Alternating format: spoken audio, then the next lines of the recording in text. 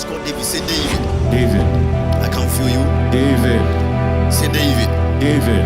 And David had a son, the name of God, Solomon. Who is this one? Solomon. So who is this? David. Who is this? Solomon. Now this is King Saul and the son Jonathan. Who is this? King Saul. And who is this? Jonathan. Now, child of God, when I did my studies on mercy and how mercy operates, I understood that mercy is not fair. Mercy is not fair. And anytime mercy shows up, you can tell God that God, you are partial. And I'm telling you, God is partial. Because he says, I will have compassion on whom I want to have compassion. And one day God opened his mouth and said, Jacob I love, Esau I hate. It's partial. If you choose one and leave the other, it's partial. But that partiality can only work in your favor when mercy is on you. Jesus. You and I can recognize that there are some people around you that they don't deserve some things. Am I saying the truth? Sir. But the answer is called mercy. I'm about to do a case study in this family, and you know that mercy, the mercy of God, is what everybody needs. Who is this person? David. Who is this one? Solomon. Who is this one? Saul. Who is this one? Jonathan. Perfect. One more time. David. Solomon. Saul. Jonathan.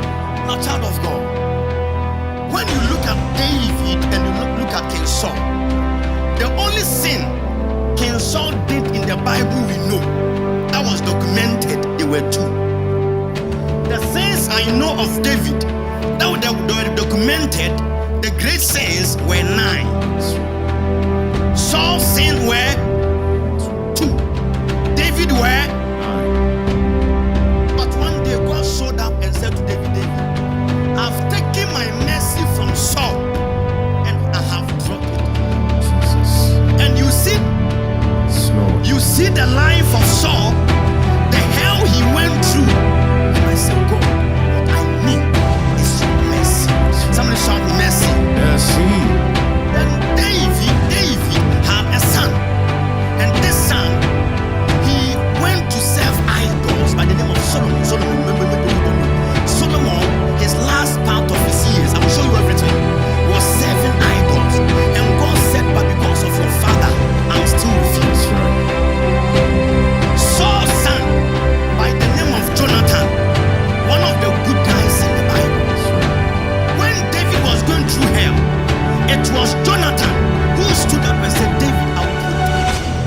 But somewhere, somehow, his father's sins followed him. The punishment followed him until the day him and the father died the same time. Jesus. Child of God. Today I want to bring your mind that listen, you are where you are because a kind of mercy has spoken. Jesus. You are moving today because of a kind of mercy. Sure. Now, let's see what God said. 7 verse 15, 2 Samuel, KJV. He says, I have removed my mercy from Saul and I have placed it to David. Let's all read together. Let's go.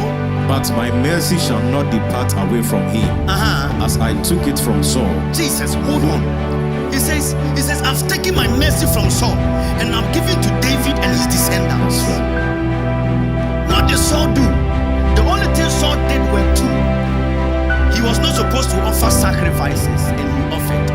And the second sin he did, even after God rejected him, he went to consult a witch.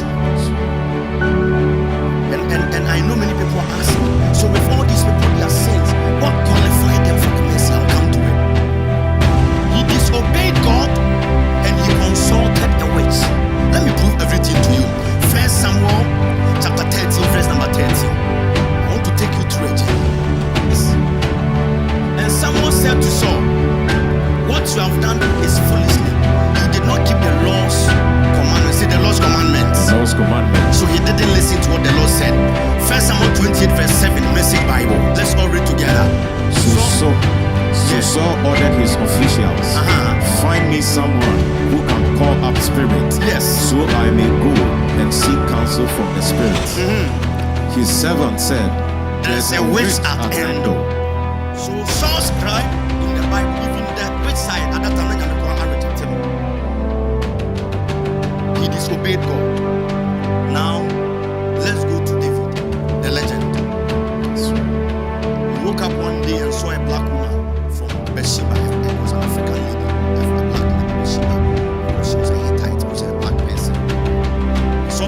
say, I like this, they want to sleep with the lady, and kill the lady's husband. Now with that sin that David committed, he broke 6 of the 10 commandments. I come to repeat them to you. Number 1, he killed somebody. Number 2, he took something that was not for him.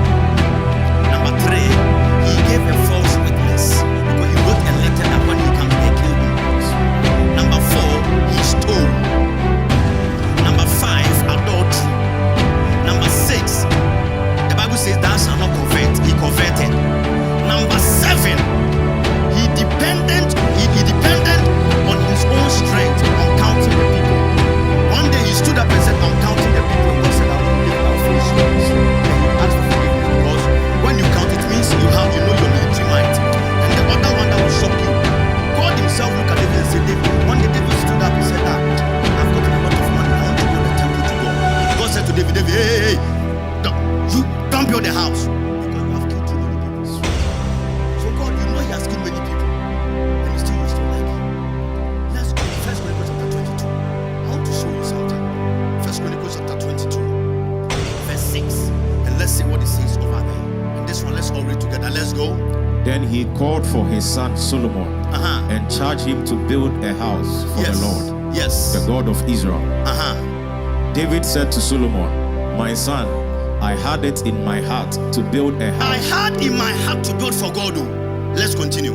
But the Lord said to me, Jesus, you have killed many men in the battle you have fought. And since you have shed so much blood in my sight. So hold on. So David's things that we can document about 8. The last one is he has killed. God said you have killed so many people. You have destroyed so many lives. Did God ever say that this man has killed so many people? No. So what was the difference between this man and this man?